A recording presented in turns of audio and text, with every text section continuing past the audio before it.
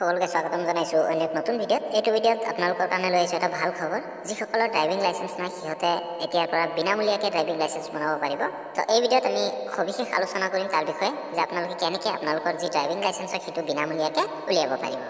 এতিয়ালৈকে আপোনালোকে অনলাইনত লাৰ্নাৰ লাইসেন্স পায় বা আপোনালোকে এটা বহুত সৰু এমাউণ্ট দি আপোনালোকৰ যি ড্ৰাইভিং লাইসেন্স হয় সেইটো উলিয়াব পাৰে। কিন্তু এতিয়াৰ পৰা আপোনালোকে বিনামূলীয়াকৈ ড্ৰাইভিং লাইসেন্স উলিয়াব পাৰিব। কেনেকৈ উলিয়াব পাৰিব তাক জানিবলৈ এই ভিডিওটো সম্পূৰ্ণকৈ চাব। আপোনালোকে কোনো দ্বিতীয় অফিসত যাব নালাগে। আপোনালোকে অনলাইনৰ থ্ৰু দিয়ে আপোনালোকৰ যি ড্ৰাইভিং লাইসেন্স হয় সেইটো আপোনালোকে পাব। আৰু এই সন্দৰ্ভত আমাৰ মুখ্যমন্ত্ৰী হিমন্ত বিশ্ব শৰ্মা ছাৰে কি কৈছে সেইটো আপোনালোকক দেখুৱাম। কিন্তু তাৰ আগতে আপোনালোকক জনাই দিওঁ যে আপোনালোকে কেনেকৈ এই ড্ৰাইভিং লাইসেন্সটো পাব।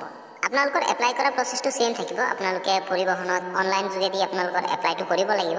কিন্তু তাৰ লগতে যিটো ফিজিকেল টেষ্ট হয়, যিটো আপোনালোকে ড্ৰাইভিং কৰি দেখুৱাব লাগে বা গাড়ী চলাই দেখুৱাব লাগে, সেইটোৰ পৰিৱৰ্তে এতিয়া এটা ফিটনেছ চাৰ্টিফিকেট দৰকাৰ হ'ব বা আপোনালোকৰ যি টেষ্ট হয় টেষ্টৰ এটা চাৰ্টিফিকেটৰ দৰকাৰ হ'ব। সেইটো হ'লে আপোনালোকৰ যি ড্ৰাইভিং লাইসেন্স হয় সেইটো আপোনালোকে অতি সহজে এপ্ৰুভ কৰি ল'ব পাৰিব। কোনো MVI ৰিপৰ্টৰ প্ৰয়োজন নপৰিব। তাৰ কাৰণে অসমৰ বিভিন্ন প্ৰান্তত মটৰ ভেহিকেল ইনষ্টিটিউট স্থাপন কৰি দিয়া হ'ব প্ৰতিটো সমষ্টিতে। আৰু তাত আপোনালোকে এই ট্ৰেইনিংটো লৈ একে শ্বৰ্ট টাইমৰ ট্ৰেইনিংটো লৈ আপোনালোকে চাৰ্টিফিকেটটো ল'ব পাৰিব।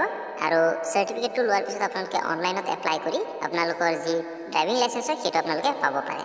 তো আপোনালোকে অতি সহজে আপোনালোকৰ যি ড্ৰাইভিং লাইসেন্স হয় সেইটো আপোনালোকে ল'ব পাৰিব।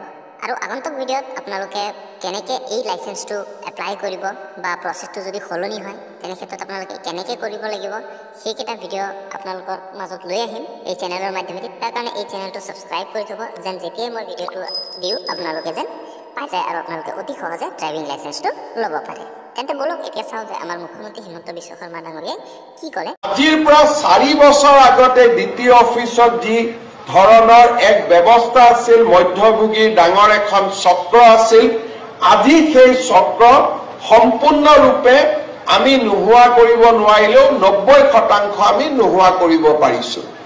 10% আমি নোহোৱা কৰিব নোৱাৰাৰ কাৰণটো কি?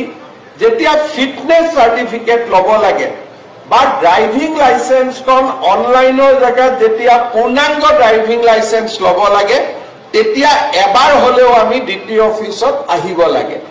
এতিয়া আমি তাৰো এটা সমাধান কৰিব খুজিছো যে পাব্লিক প্ৰাইভেট বেচিছত আমি অসমৰ বিভিন্ন জায়গাত ফিটনেছ চেণ্টাৰ আমি মুকলি কৰাৰ কামত আগবাঢ়িছো। প্ৰায় 6টা ফিটনেছ চেণ্টাৰ পৰিবহণ বিভাগে হাতত লৈছে।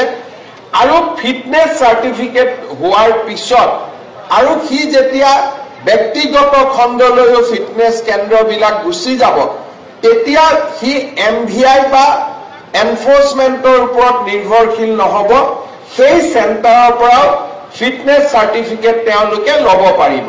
আৰু ইতিমধ্যে আমি আন ব্যৱস্থাৰ জৰিয়তেও যাতে যেতিয়ালৈকে ফিটনেছ পুৰা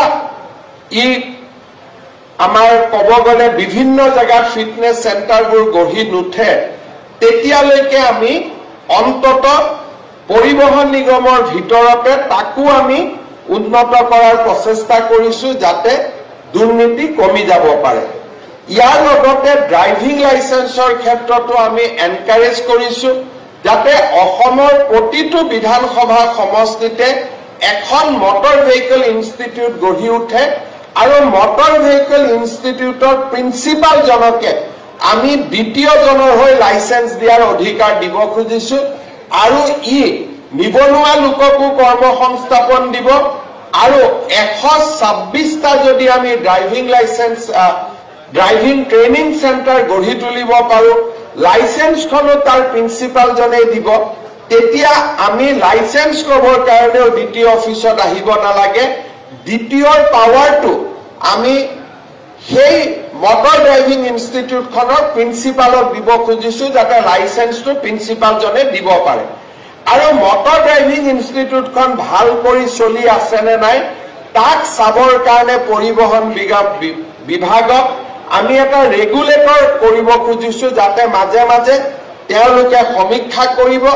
আৰু কোনোবাই যদি ট্ৰায়েল নোহোৱাকৈ লাইসেন্স দিছে, নিশিকোৱাকৈ লাইসেন্স দিছে, সেই ইনষ্টিটিউটখনৰ লাইসেন্স তেওঁলোকে কেনসেল কৰিব পাৰিব। এই দিশতো আজি আমি আগবাঢ়ি গৈছো, যাৰ ফলত পৰিবহণ নিগমৰ লগত জড়িত দুৰ্নীতি এক প্ৰকাৰ আমি আশা কৰিছো অহা এবছৰ বা 1.5 বছৰৰ ভিতৰত আমি সম্পূৰ্ণৰূপে নোহোৱা কৰিব পাৰিম।